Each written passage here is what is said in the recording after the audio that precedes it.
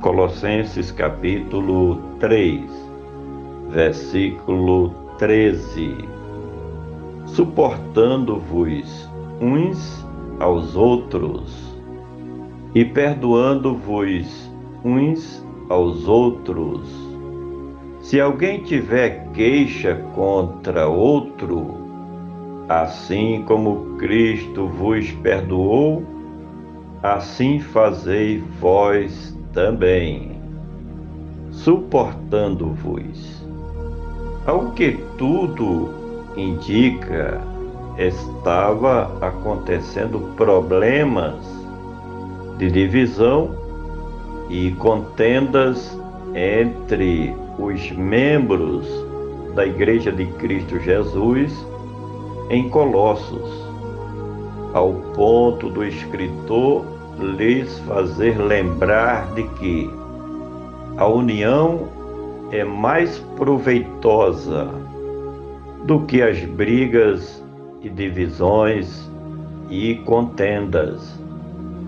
Na igreja de todos os tempos, sempre existiram os problemas das disputas por cargos, posições e privilégios. Hoje existe uma verdadeira guerra neste sentido, onde uns tentam passar por cima dos outros em busca de oportunidades, domínio e poder, coisa que na igreja primitiva não era diferente, nem na igreja que estava ali na cidade de Colossos. Suportando-vos uns aos outros. Além dos problemas externos, tais como as perseguições do Império Romano, as heresias impostas pelos falsos mestres gnósticos, as pressões feitas pelos líderes judaizantes, como também os ataques dos demais líderes religiosos das demais outras religiões antigas de cada cidade, de cada estado. A igreja tinha que sobreviver às divisões internas, onde uns se levantavam contra os outros. Tudo isso para conquistar espaço no ministério e, com isso, buscar ter domínio sobre a Igreja de Cristo Jesus. Essa guerra por posições sempre existiu e sempre vai existir. Mecanismo este que está muito em evidência nos dias de hoje na igreja de todos os tempos também. Em todas as denominações há esse problema das divisões, contendas e brigas de uns para com os outros, porque cada um quer ser melhor do que o outro. Suportando-vos uns aos outros, perdoando-vos uns aos outros. O perdão das ofensas já praticadas seria um medicamento sanador deste problema entre os irmãos ali na igreja de Colossos. Por isso que o escritor apela para o bom senso de todos, no sentido de se perdoarem uns aos outros. Não deveria acontecer, mas olhando pelo lado humano, é compreensível que haja discórdias de opiniões entre os irmãos, até porque Ninguém é obrigado a concordar com tudo que o outro pensa e faz. Porém, o perdão concilia os impasses e cria um ambiente de harmonia, mesmo convivendo com as diferenças de uns para com os outros, suportando-vos uns aos outros e perdoando-vos uns aos outros.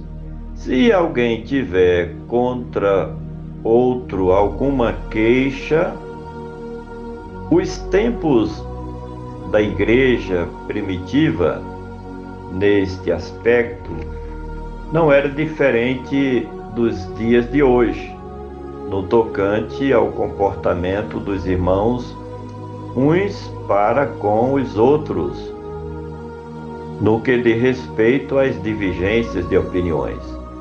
Até porque ninguém é igual ao outro.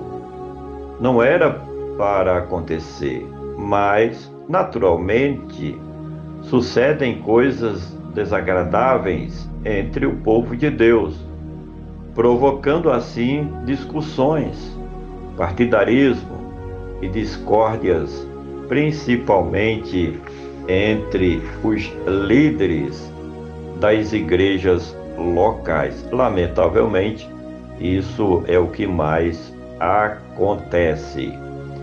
Portanto, suportando-vos uns aos outros e perdoando-vos uns aos outros.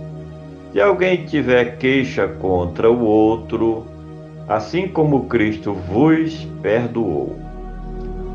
Como Cristo é o centro de tudo na vida dos seus seguidores, o escritor coloca diante da consciência dos irmãos o grande exemplo do Mestre, que tudo fez e realizou para proporcionar a reconciliação entre Deus e os homens. A morte do Cordeiro de Deus, que tira o pecado do mundo, foi para nos perdoar e criar um ambiente de paz de Deus com o mundo, principalmente com a igreja amada e remida do Senhor Jesus. Por fim, suportando-vos uns aos outros e perdoando-vos uns aos outros. Se alguém tiver queixa contra o outro, assim como Cristo vos perdoou, assim fazei vós também.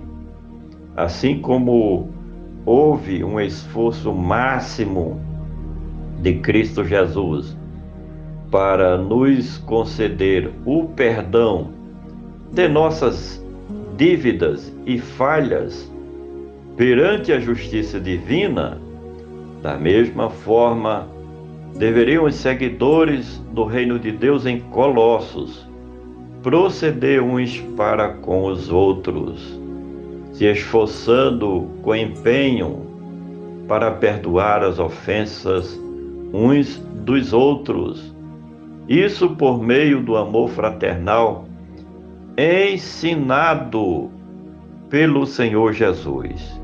Ele que, quando esteve exercendo plenamente o seu ministério aqui na terra, deixou 2 mandamentos importantes para os seus discípulos: amar a Deus sobre todas as coisas e o nosso semelhante, assim como amamos a nós mesmos.